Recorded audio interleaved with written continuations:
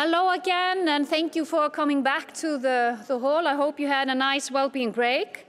The next session, How to Make Beyond GDP a Reality from Agree into Metrics for Economic Well-being, Inclusion and Sustainability Implementation. I would just like to start by welcoming, and I hope you join me in welcoming, Sandrine Dixson-Declève. She's an Honorary President, Club of Rome, Executive Chair, Earth for All, and Commissioner, WHO Pan-European Commission on Climate and Health. So, welcome to the stage, Sandrine. The floor is yours.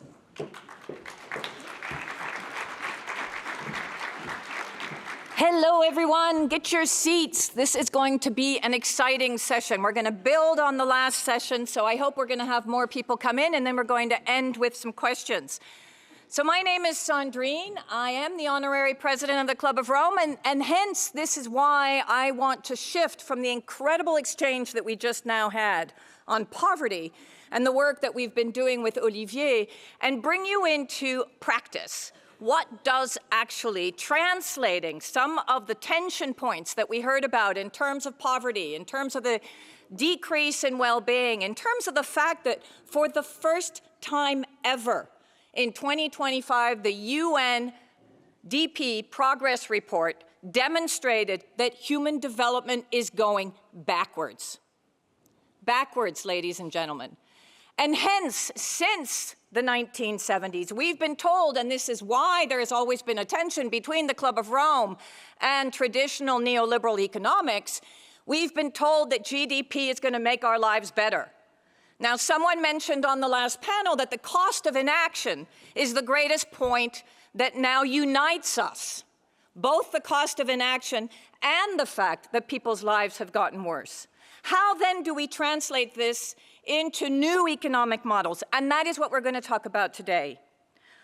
What we also need to think about as I invite my co-panelists on the stage is how do we translate this not only into new indicators at the economic level and work with governments in order to convince them that the cost of inaction is so great that we need to think beyond GDP and how we place a value on access to affordable energy, food, how we ensure that we have access to social services, how we ensure that actually people's lives are built on new lives and livelihoods that are thriving and they're not just surviving, especially at this time. We are in one of the most difficult times that we've ever experienced, apart from the incredible positive Hungarian elections, and I'd like all of us to clap for democracy right now. Woohoo! Here's to the Hungarians. And why is democracy so important? Because what we have seen across Europe, the United States, and in so many parts of the world is that when we shift towards populism, climate denialism goes up. People's lives are not taken into consideration, even though the word populism would think that we would actually be inclusive of everyone. But we know full well that populistic governments are actually doing exactly what Hala pointed us to. 10 tech-bro feudalists who have decided that an over-financialized economy where they can pocket the proceeds is where we should take the world. And yes, it is difficult because what we are hearing from governments is that we need to compete, that we need to invest in defense, not in development. And yet what we see today is that the collapse of our systems are so close through both social tipping points and environmental tipping points that actually this is the moment to embrace a well-being economy. This is the moment to actually look at the statistics that we saw during COVID, where most of the ESG funds were the best performing funds, where we look at the governments that did the best during COVID, and they were those that took into consideration some elements of a well-being economy. So we have the proof points. And our responsibility as a community of well-being change agents is to use those proof points. Even if we know that in many cases, sadly, more and more governments are not looking at evidence and they're not looking at science. We need to continue to use our foundational proof points as the way to build up the narratives and the storytelling so that we bring more people on the journey, in particular leaders, so that we make them understand that if they don't invest in a well-being economy, they will be caught with their pants down or their skirts up. That is what we need to do. And hence, this is what this panel is going to do. We're going to start with a video address from Enrico Giovannini, one of my dear friends and also a member of the Club of Rome, who's been working in this field forever, and who will give us an update of how the UN high-level group on Beyond GDP is making progress. Then we will move into a small address coming from Rutger Hoekstra, who's one of those change agents that has been working in this field forever, both to address what then is Enrico telling us, how do we translate this into practice, both into policy, but also in terms of new models. And then I'm so pleased to bring in Leah Seligmann. Leah has been working at the B team now, replacing our dear Hatla. As president of Iceland, Hatla left the B team, and now Leah has been in her stead working on trying to look at new business models, progressive business voices, so that we bring on board these stories, these narratives, and we make them real. So let's first turn towards Enrico and hear his introduction to this panel, and then we will all come on stage and be able to have a discussion with you, I hope, as well, at the end of our panel discussion. Thank you. Good morning, everybody. Thank you for inviting me, and due to other commitments, this was the only way to contribute to your very important event. Beyond GDP is a topic that is around, has been around over the last 25 years, especially since as chief statistician of the OECD in 2005, we launched the global project on measuring the progress of societies. More recently, the topic became important and central in the Pact for the Future that was agreed by UN member countries in September 2024. According to the agreement, the Secretary General has established a high-level expert group to discuss how to go beyond GDP, how to develop a bunch of indicators that could cover the different dimensions of well-being, but also address the issue of inequalities and sustainability. The group has been working over the last year or so, led by two co-chairs with the participation of experts from all over the world. We published an interim report towards the end of 2025, and we are very close to the finalization of the report that should be published at the beginning of May. In a nutshell, what we recommend is a wide range of actions that should be undertaken by UN member countries, but also by the UN statistical community, and also governments at national and local level, and also civil society. In a nutshell, what we say is that there is a lot of research available on which would be possible to build a dashboard of indicators at the world level. We didn't agree on a way to calculate a composite, a single indicator that could cover dimensions of well-being such as health, education, economic dimension, of course, but also social cohesion and environmental quality. And for these commitment or this undertaking, we recommend the establishment of a scientific committee to find a final solution that could be adopted by UN. Then we recommend to launch publications at an international level on these topics, but also we recommend the member countries to establish national initiatives on measuring what we call equitable, inclusive, and sustainable well-being. This headline, this name of what we should measure is very important because it's coherent with the research that has been done around the world. And then we recommend to the UN statistical community to take forward some actions in order to improve the availability of indicators at world level and also the timeliness of these indicators. I stop here just not to unveil all the dimensions of the report that we hope will be then discussed by the UN General Assembly. And so it's important that the countries that have already developed measures of well-being could support our report. And I guess that many other countries will express their support. This is a political issue, it's not just a statistical one, and this is why we need to form really a political support for moving beyond GDP in the near future. Thank you very much and have a great meeting.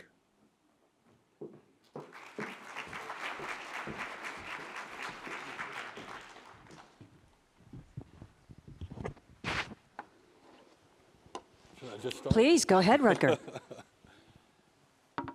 Hello, everyone. My name is Rutger Hoekstra. Great introduction, Sandrine. Let's have a great session. What I would like to elaborate on today is that we've just seen Enrico talk about this UN high-level expert group. And I can imagine if that some of you are working, for example, in the well-being economy, in a city council, or in this deliberative democracy movements, it might seem a bit far away. And what does this have to do with the well-being economy transition? And I want to actually separate two parts of the discussion. One, I would say, rather a technocratic part, like the policy tools that would help us make better decisions, but also, I think, the story. Because I think people don't really change their minds based on indicators. It's also a matter of stories that we tell each other about this new vision. So that's what I'd like to take you on. I'm the coordinator of a project called Wise Horizons. I'm also work package leader of Merge, and tomorrow we actually have a separate session of Merge, so you're very, very welcome to join there as well. Now, what I'd like to do is just take you through, I guess, the technocratic, boring part in just one slide. So if you're not really into this, this is the 1-minute version of the economic technocracy. In a way, we're very used to the fact that 200 countries produce GDP figures every year, even every quarter. If you go back just 1 century, there were only 9 countries that had ever measured their national income.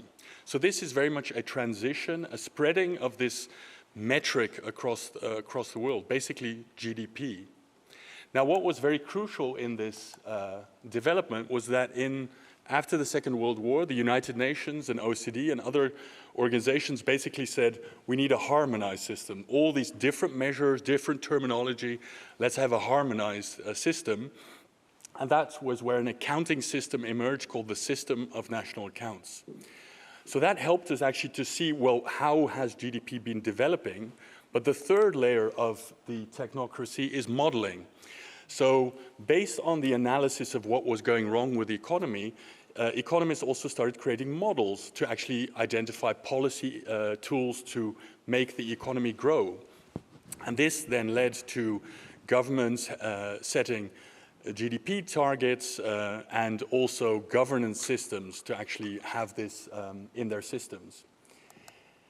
Now, a totally different way of framing this is the narrative framing.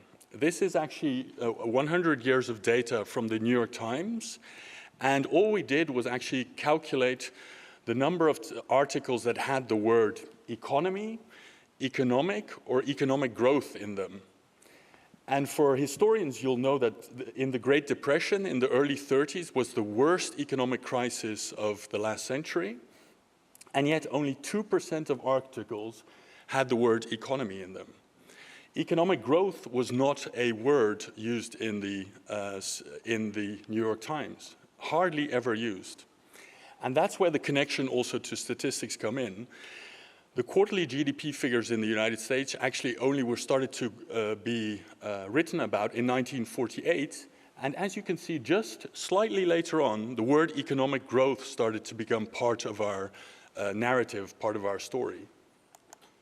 And what does that story tell us? Well, the story tells us that the economy is very important. It tells us that growth is good.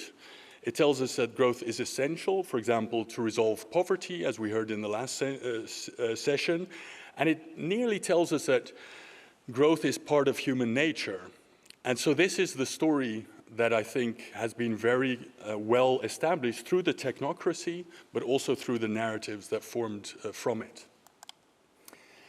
Now, I think a special role, and this is what I hope to show you, is that actually this technocracy is actually also quite important for one particular reason, and that is that we need a sort of a language to talk to each other about a new system. And that's actually what the system of national accounts is. This is something I addressed a lot in my book, that basically the system of national accounts gave us GDP. It gave us a definition of the economy. It gave us a definition of economic growth. It also gave us consumption, investment, export, productivity. These are all words that come from this manual. So are we having a productive conference is actually our use of an economic term in all everyday life. And it's also even a grammar book. It actually defines how GDP is built up of several different economic terms. Only the economists will recognize this formula. But it actually tells us about the trade-offs of savings and consumption and investments. So it's actually a grammar book and a dictionary. It's not a boring technocratic book. It's actually very fundamental to our discussion. And this is what we have on the other side. This is the well-being economy framework. Just on the metric side, this is just the amount of things that we have. So we have many different words to describe quite often the same thing. And this is where I think I would like to really support this high-level expert group that Enrico was talking about. This is quite unique. There are many UN in the past that have been developed, but what this group has tried to do is really also galvanize 50 years of research with all these different indicators in a long process that involved a lot of the UN systems. And in a sense, I'd like you only to remember one conclusion, and that is a narrative conclusion, that what we are striving for when we say we're going beyond GDP or the well-being economy, we also need to frame in a positive vision. And they arrived at equitable, inclusive, and sustainable well-being, which has 3 dimensions. It has well-being, and if I look at that from the technocratic perspective, we can have a whole debate about how do you measure well-being. But if you have a narrative perspective, what is that about? It's about the good life. Well-being is about what you find important in your life. You don't need any metrics to have that discussion. The second aspect is inclusive or equitable. That's about the fairness in society. There again, we all have our visions of what a fair society is. That's a discussion we can have. It's about the distribution of well-being. And finally, there's the sustainability part, which is the intergenerational fairness that we're talking about. And so, in a sense, these are the 3 dimensions that we need to discuss and we need to converge, but we also need words. We need less words. This sounds very trivial, but we need less words to describe these phenomena. And this high-level expert group has arrived at these words. Now, we actually do a lot of research at Leiden University in Wise Horizons, but also in Merge, on actually trying to converge. We're not interested in developing new indexes, new indicators. And we actually found that that huge word cloud that you just saw, you can actually identify which ones are measuring well-being, which ones are actually dealing with inclusion, and which ones are dealing with sustainability. So we are a community working on the same things, but we need to realize that and also converge terminologically. Now, final slide, and I guess also build up to the discussion that we had. We're living in a fairly changing world. So I'm going to present you a theory of change that might have been valid 8 years ago.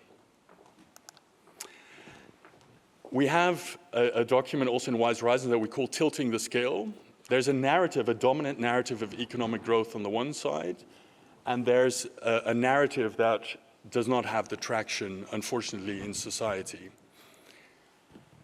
And then we have formal political institutions. We have these metrics like GDP, we have the system of national accounts and accounting system, we have models to tell us how to make decisions. And as Olivier said, it's not just sufficient to have an indicator set or a model, you actually need to introduce that into governance and to actual policies to affect actual direction of society. Now, why do I say this is actually rather old-fashioned? I think, what are we talking about? This is fact-based decision-making. How does this AI affect this, social media, wars, those kind of things? I think really this model of decision-making in society is fast collapsing. And also the institutions actually that, that were supposed to form these good decisions are mistrusted. And we might say for reasons of disinformation, and of course undermining power structures finance. But I also think there is an element that maybe these institutions have not been geared towards those three fundamental aspects enough. So have these institutions delivered the good life?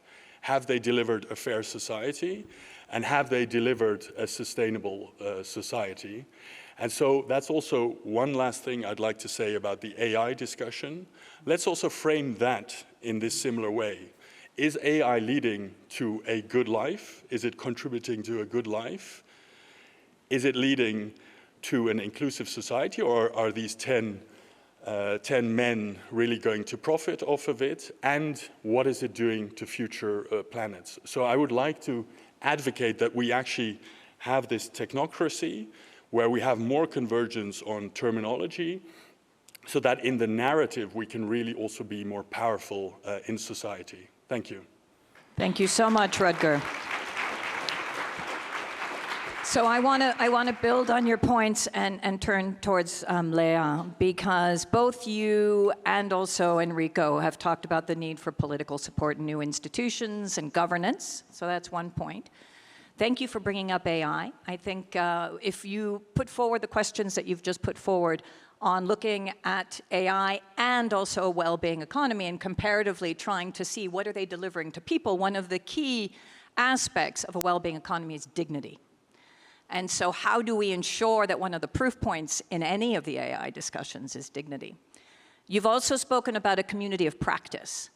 And I refer to that community of practice too. We're working together in Brussels very actively with a whole community of practice, both the MERGE researchers, but also linking that to the political process. And what we've systematically been able to show is new accounting methods, and that is now working very clearly with the statisticians, et cetera. We've been able to show system dynamic modeling through the work of Earth for All and others that clearly pinpoint the scenarios that we can actually develop for a better future, an alternative future because of well-being. And we've also been able to show very clearly that actually the costs of not shifting now are outweighing the benefits. One thing that we have not done well enough is the conversation with business.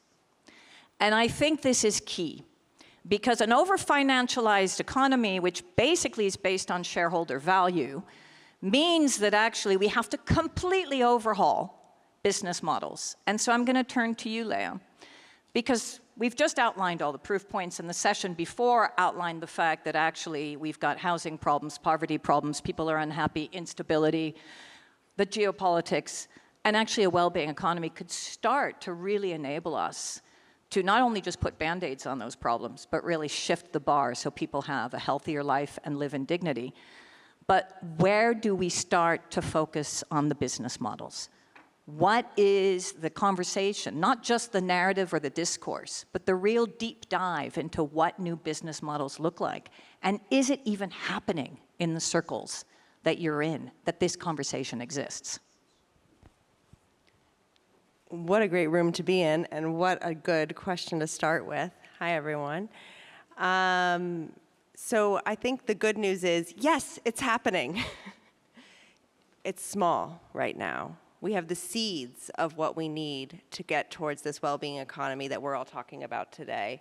And Rutger, you laid out so much around the thinking and the background and the ways that we go. And my goodness, when I saw that word cloud, my head just spun, because businesses are sitting there and they're asking, what does it mean to be part of a community of courage, a community of practice, a group that actually can drive this forward? And at the B team, what we have is a group of businesses that are dedicated to thinking beyond what you would say is normal, typical shareholder primacy, and thinking about what is an economic system that develops it.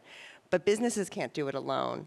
And where we see the companies that are really driving this action, those companies have done something quite radical. They've changed their business model. We heard from Jesper this morning, our wonderful chair at the B team, former CEO of IKEA. What he was talking about is really that IKEA was able to do this, but they have a different governance structure. They're owned by a foundation. Patagonia, Ryan Gellert's another one of our B team leaders. They transformed their business model, not just from a private company to a more private company, but one that every single profit goes into a foundation with the shareholder being planet Earth. And then you think about other companies like a Natura. They transform their governance to be a B Corp.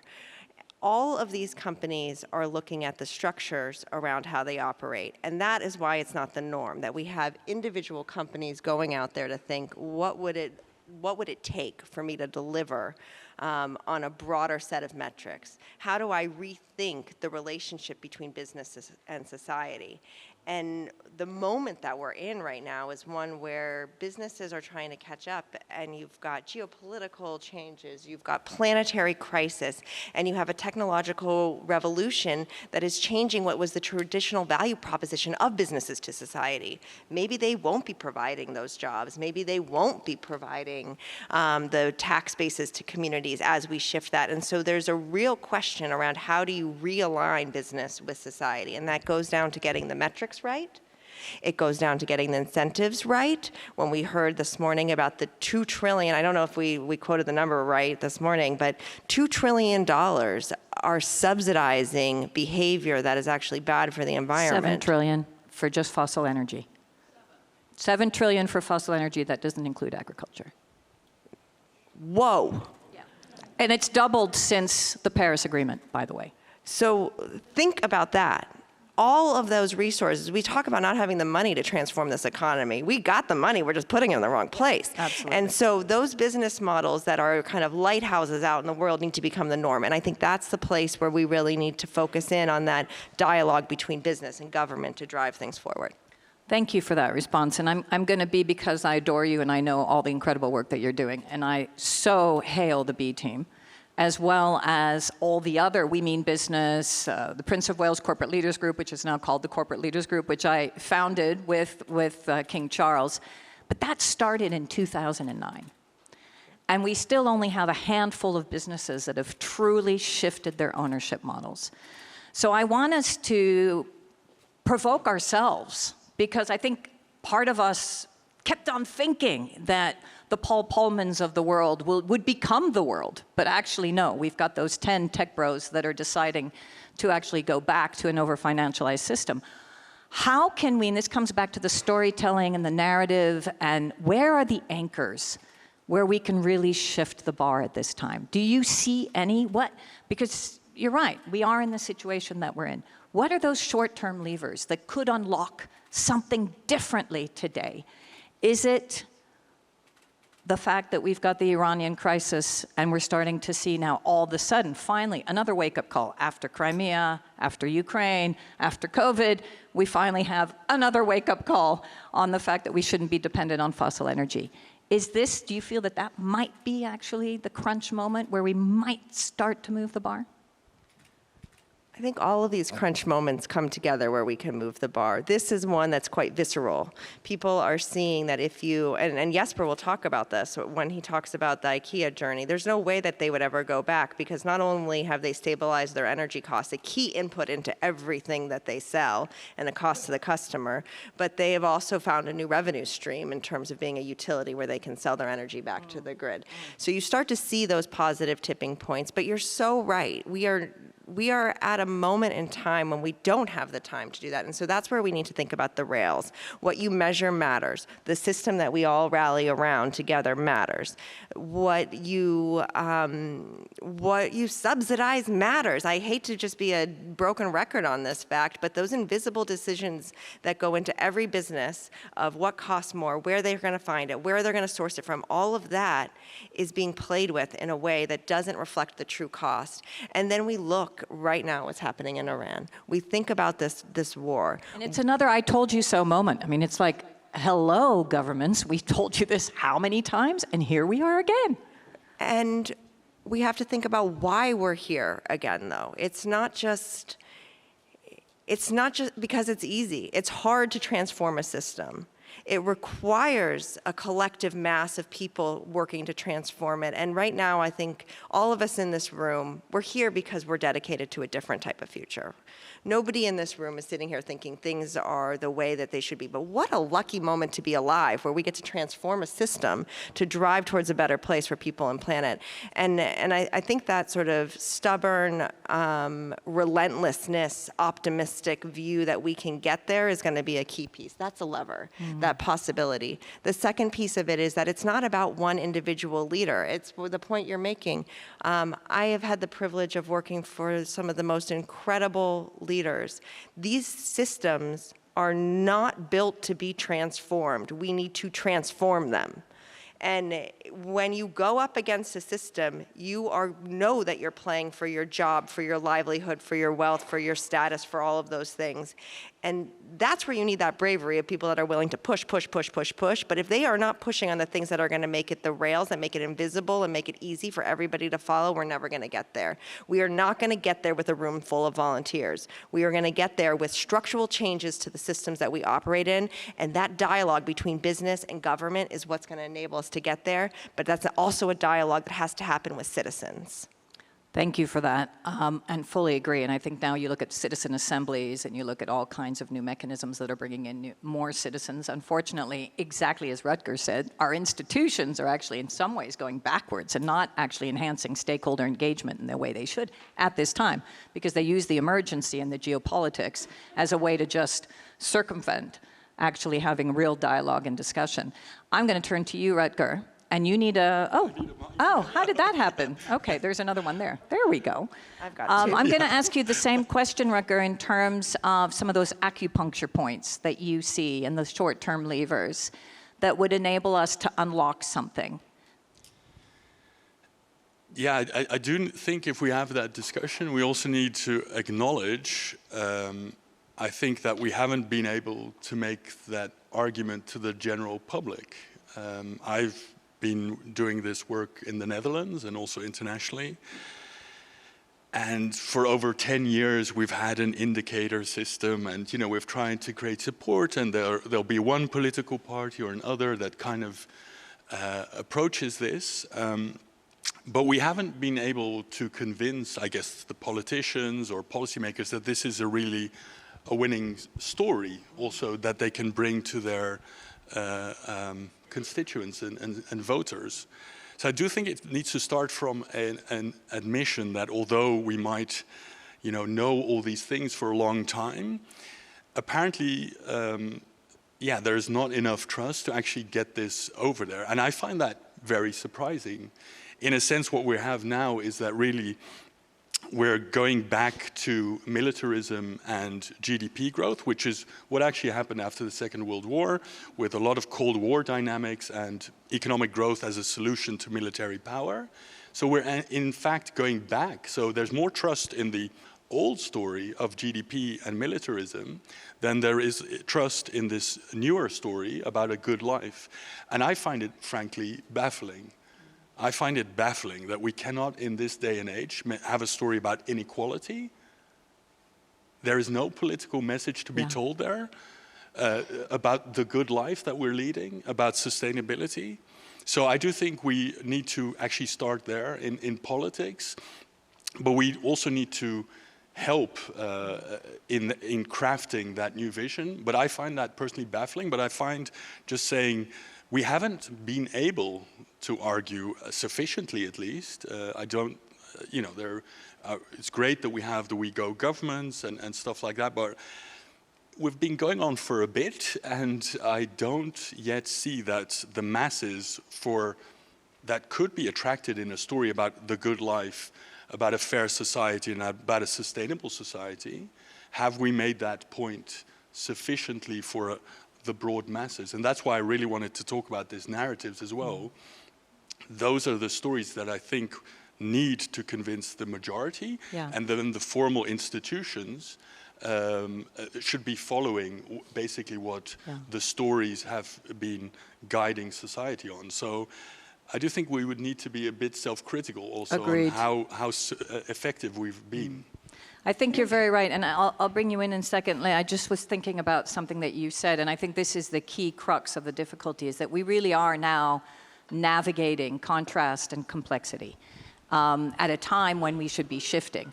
And maybe that is also part of the reason why we will be able to shift. But part of that is, if you look at the way the populists have actually gained the vote, they're gaining it on fear, they're gaining it on distrust, they're gaining it on all the elements that actually a well-being economy would be able to cater to in a very positive way. And yet somehow we have not been strong enough. And those parties that are offering a contrast, another alternative future, have not been strong enough.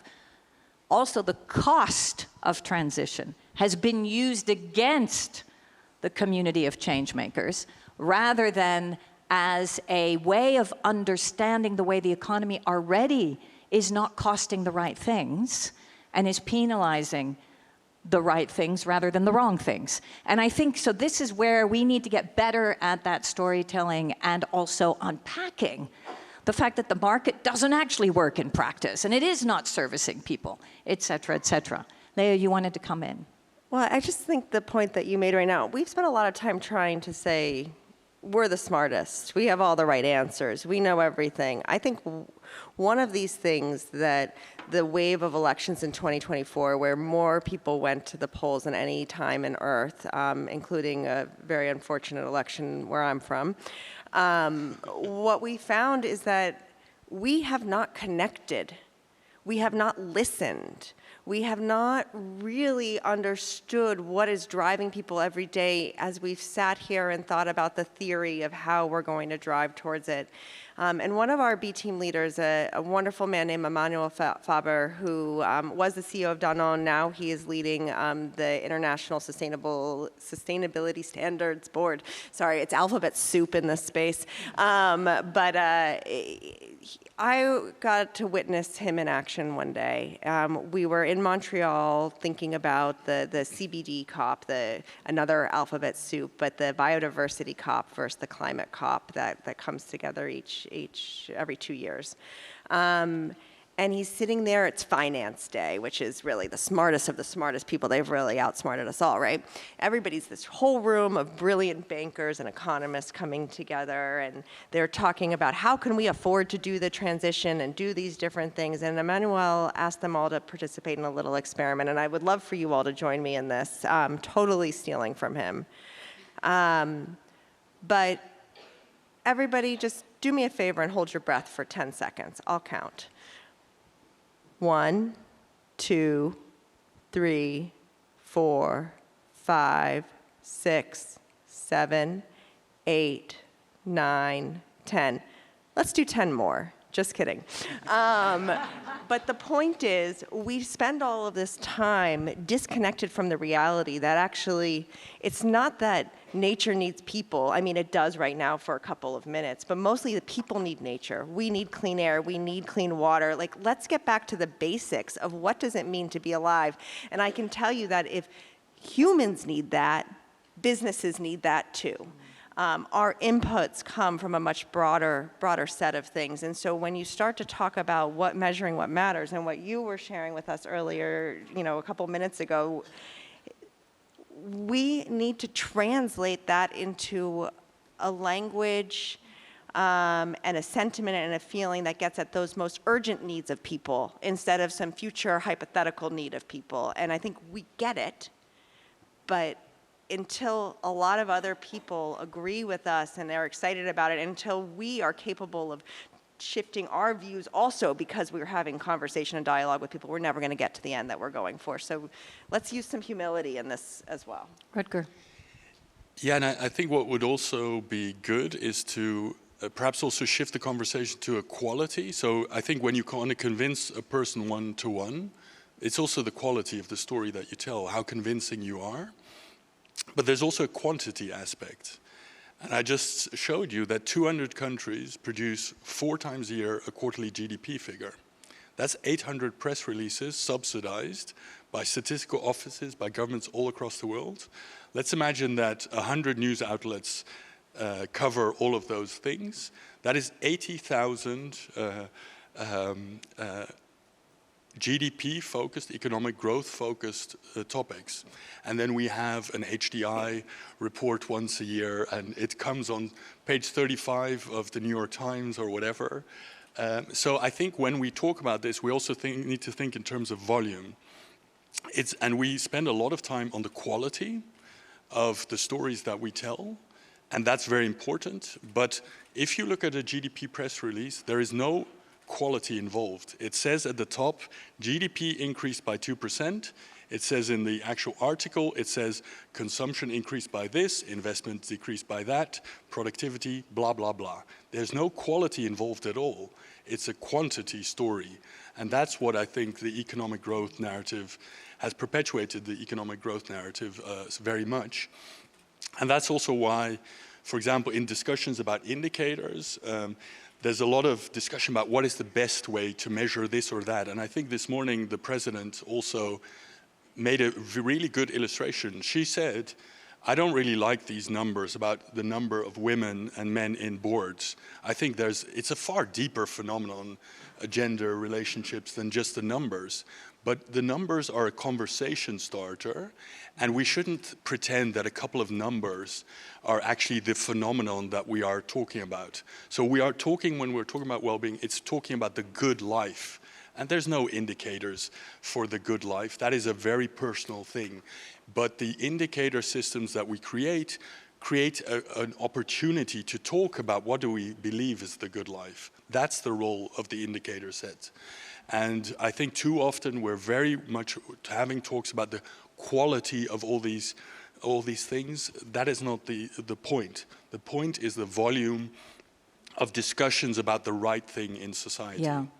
So I'm going to conclude here and open up a little bit to have a discourse with all of you as well who have been sitting here patiently, because I want to bring in also a few positive statistics, which is the work that we did at Earth for All was to work with Ipsos and the Global Commons Alliance, and we all, to see what do people in G20 countries actually really feel. We're often told stories that most people don't want to pay too much for climate, don't really feel climate change, or that their lives are getting worse. They feel that actually the economy they have is servicing them. And what we have found is that 69%, and this is 2024 figures, and we're just now getting the new figures in. And I think today, actually, we are getting those figures, and it'll be pretty close to 69%. Of all G20 citizens, this included China, believe that the economy is not servicing them. Okay, so that is a proof point that we can use.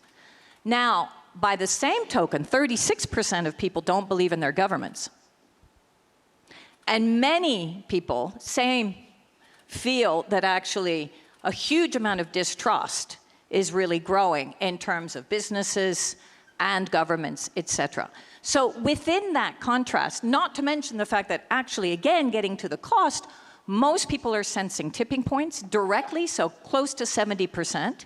And they're also feeling that they could, if it was fair, focus on fair, pay a fair price for being part of a decarbonized economy. We have all of those statistics from G20 citizens. We need to tap into that because that is the temperature check. And I think it's really important as we move forward, again, as a community, to use those proof points when we talk to governments to say, you're not reflecting what citizens want. What is your role as a leader? So now, over to you. Who would like to ask a question? I have one here in front and another one here and a third one here. We'll start with that because we don't have a huge amount of time. We have a couple of minutes. Can someone pass a microphone?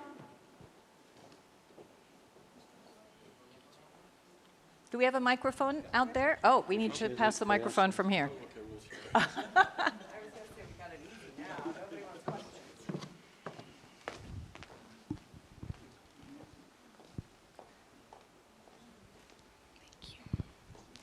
Hi, my name is Finya.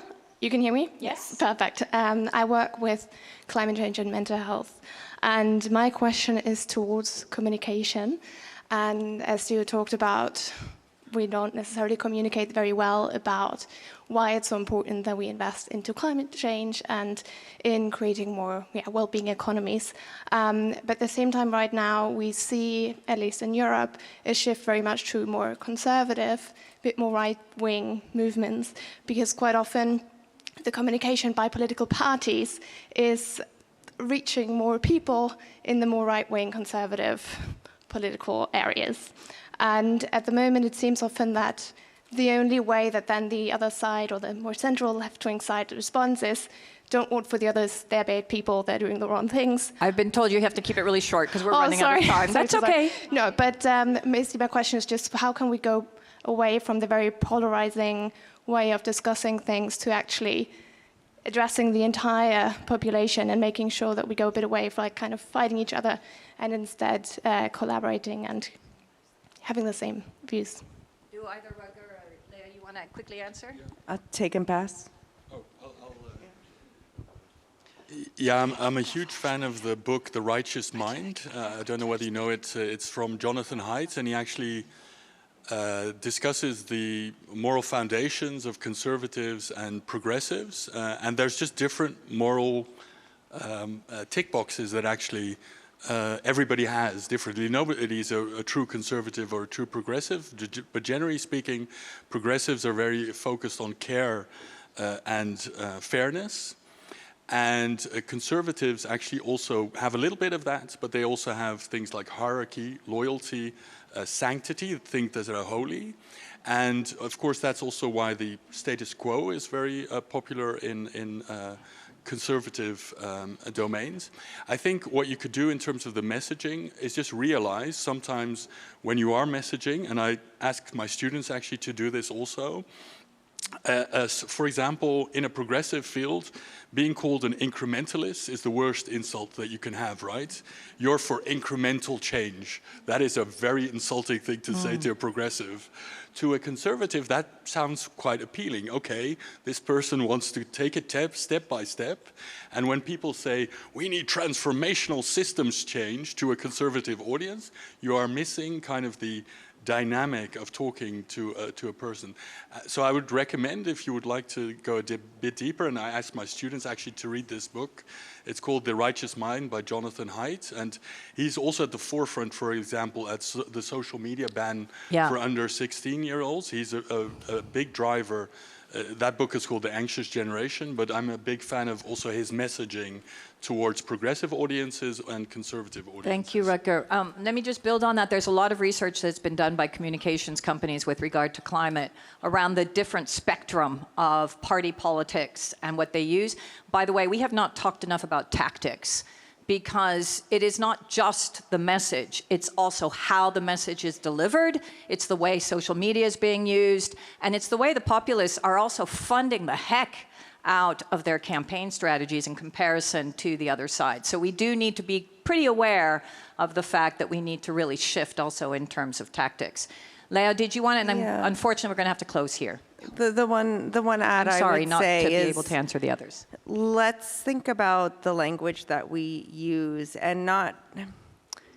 So I was in a room full of U.S. conservation organizations a couple of months ago, and they were talking about how they needed a new narrative, and then they said, what's the narrative? And it's got to be regenerative, sustainable, inclusive, just, and this and that. Then we can all get behind it. Like, oh no, we forgot to talk about fairness. Let's jam that word in there too. Keep it simple.